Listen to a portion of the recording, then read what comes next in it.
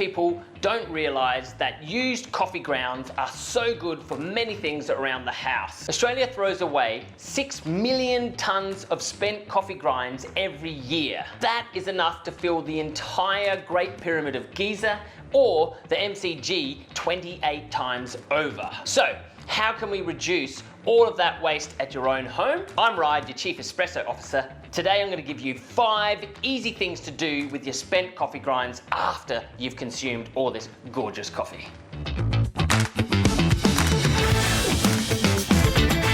Number 1, pest repellent. Coffee and caffeine is a natural pest repellent. It's actually quite dangerous to insects, so they avoid it. And it's partly why the coffee tree created caffeine, because it actually sends away a lot of those pests. However, there are other bugs that have been introduced to coffee countries that now get around that. But for things like mozzies and flies and even wasps, coffee is a fantastic repellent. And you don't have to do much. You need to just dry out your coffee grinds and you can simply let it go on fire. Then once it starts smoldering, pop that in a little bowl and put it out around where you're sitting so that it keeps away all the mozzies. We tested a couple of different types, both before and after we used it. I found that the fresh coffee grinds actually burnt a little bit better than the spent grounds, but you obviously don't want to waste all lovely coffee. You can drink your lovely coffee first, dry out the grinds, and then simply burn them to keep all the mozzies away. Another great way to use your grinds is to simply just scatter them around the bottom of your trees. A lot of trees love this spent coffee because it's rich with nitrogen. Too much nitrogen can actually burn the roots and it sort of damages the soil, but if you just literally just sprinkle it around your trees, plants like azaleas, rhododendrons, lime, lemon trees, all your citrus trees love them, and it's great, keeps away the possums, keeps away all the rats and mice. It's fantastic, and obviously it costs you nothing because you've already spent it on drinking your coffee first. And one other lovely thing about the coffee is that it's 100% natural. It doesn't use any pesticides or insecticides. It's all just Mother Nature's gift back to you to use on your garden. You can also get it grinds, put them in a bottle, just stir it around with water so that the grinds all just dilute into the water, and then you can use that as a spray to spray all your leaves and get rid of any of your bugs there.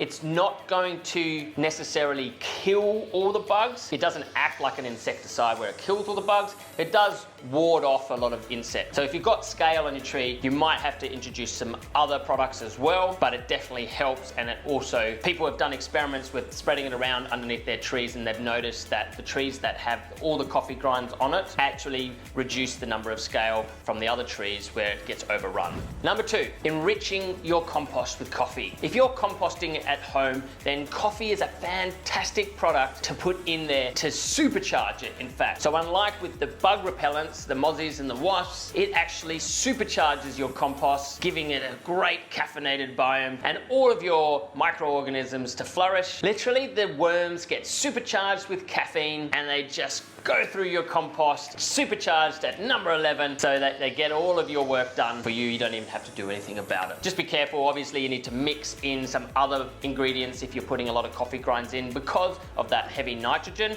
helps break everything down, but add in some brown compost as well, like some cardboard boxes or dry leaves. It also promotes healthy bacteria and fungi and mold to grow in your compost, which helps break down all of the other products in your compost and giving a new lease on its life.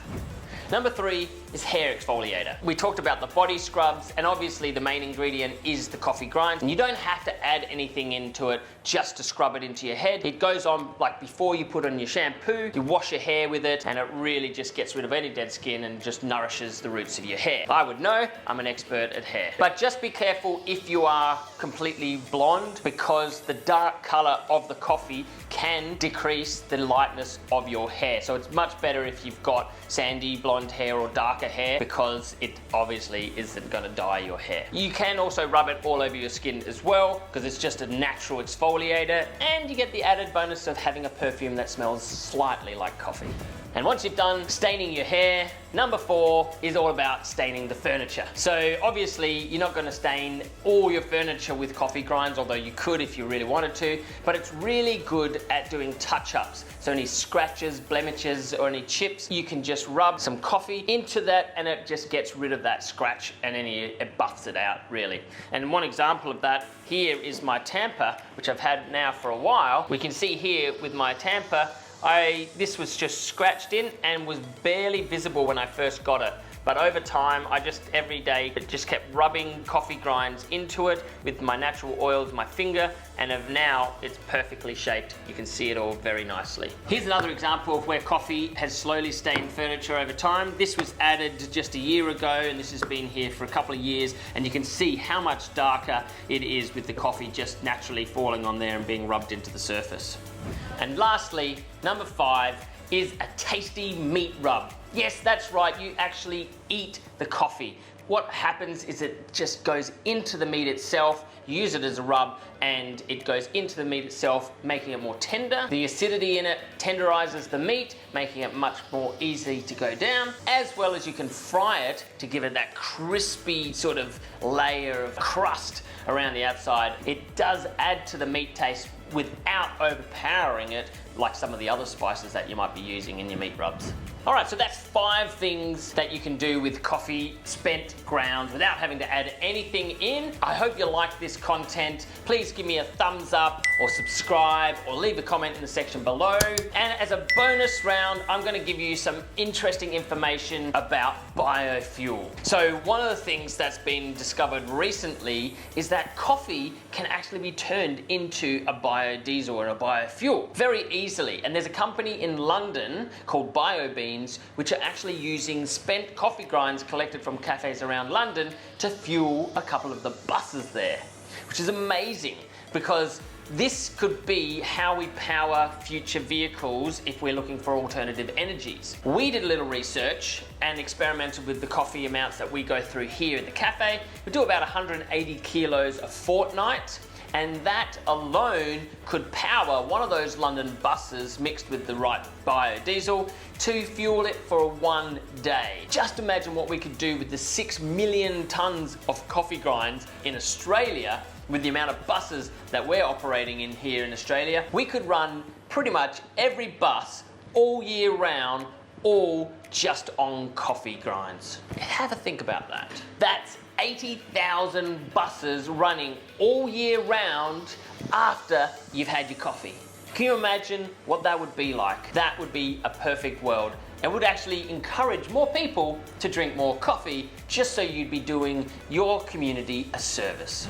Now, for an added bonus round, we've talked about the grinds, but you can also use any old shot. So sometimes you might make a shot and you know that's not going to taste very good because of the way they're poured or something happened to it. So you go, right, I'll put that down the sink and I'll start again. That's one way. That's a little bit wasteful, but I'd understand why you might do that. However, what I would love to see you do from now on, if you're one of those people that just sinks the coffee, is to put your coffee into a container. Just get a milk container and just rinse it out. Pop it into the container and make yourself a little concentrate of all your dodgy shots. I use any shots that run too quickly, even if they're going to be sour, even if they're going to be bitter. It doesn't matter too much. You want to fill it up to about the bottom of your sticker here on your milk container, and then add some sugar syrup, which is just some sugar on boiling water, just dissolved into boiling water. Add about 1 centimeter of that, and then fill the rest up with cold milk, and you have yourself